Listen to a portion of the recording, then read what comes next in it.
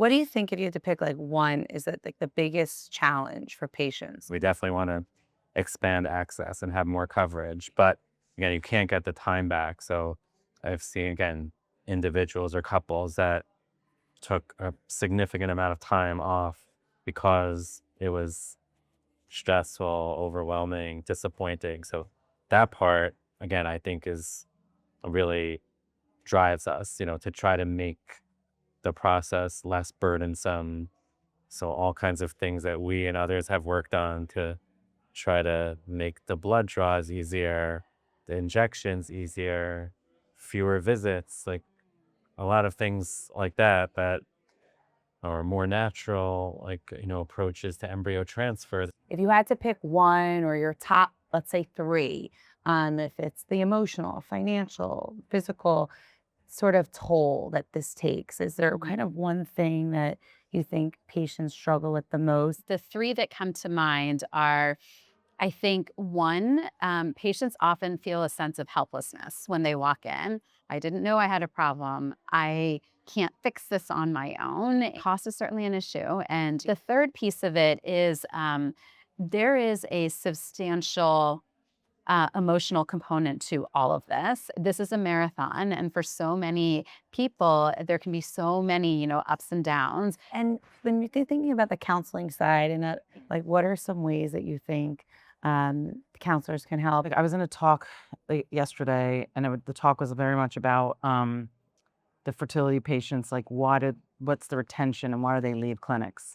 And the number one reason was communication and feeling known, right? And so when they speak to us, and we're the genetic counselor, all of a sudden it's like they've got someone on the phone listening to them. Just needed to keep talking about their whole process because no one was available. They couldn't get in touch with their nurse. They were just feeling very lost on an island. How do you deal with patients emotionally going through these situations where, it's like you try this and now this, it's like which, fire hose to kind of seal up there? Yeah, I think it's very challenging because a lot of patients will not just have one problem, right? They will have five. And how do you manage all five of those in a way that ultimately leads to success? Right. And I would say one of the things that I found over the last, say, 11 years I've been in practice is really coming from a place of humility is probably the best that I can do for my patients, because obviously patients are looking to the doctor for expertise and for certainty.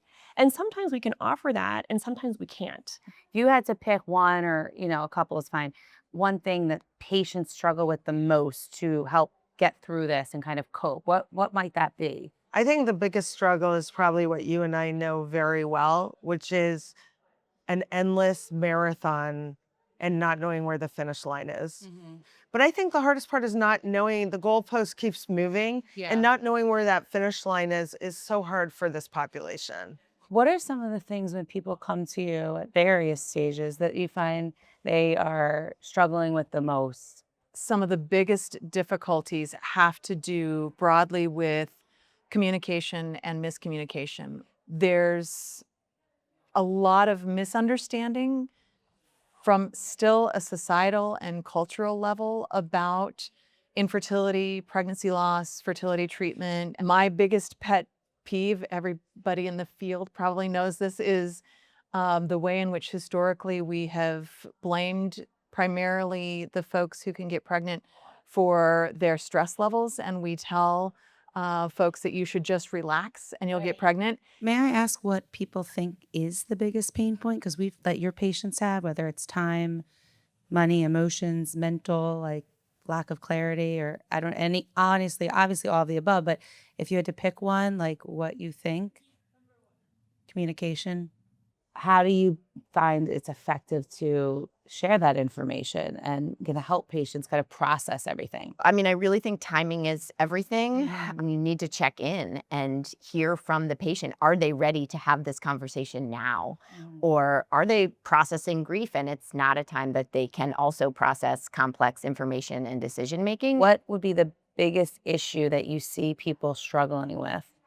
Is it the amount of money it is? Is it the emotional load? I don't think it's any single one because it's so different for every patient. For some patients, especially if they have no insurance, or for some patients, the finances is very real. Yeah. For some patients, how supportive, if they have a partner, how supportive is the partner is a huge aspect to this. Because if they have an unsupportive partner who's just along for the ride, that can be very challenging. It's a lot of decisions you have to make, especially if you are in the younger stages, thinking ahead and just going through it, the shots and the this and the money and all that stuff. So Nobody expects to go into a clinic, right? Yeah. Like everybody thinks that they're gonna get, they're gonna find their chosen life partner and they're gonna have babies and Happily it's ever gonna be after. fine and they never have to go see a doctor about it, right? Yeah. Not one patient has entered a clinic Right, and that's said, not "This was part my of the- plan," That's not part of the daydream. That's not part of the daydream. So, I mean, nobody plans that. So if you're going to freeze your eggs, like there's a lot of things to think about well before you actually ever would have normally thought about You might them. not even be emotionally or, ready or mature. And it's pretty heavy stuff. And Yeah. so, to say, should everybody freeze their eggs? Like, Yeah. no, I don't think everybody should freeze their eggs. Like, and if that makes them happy and that keeps them out of that anxiety,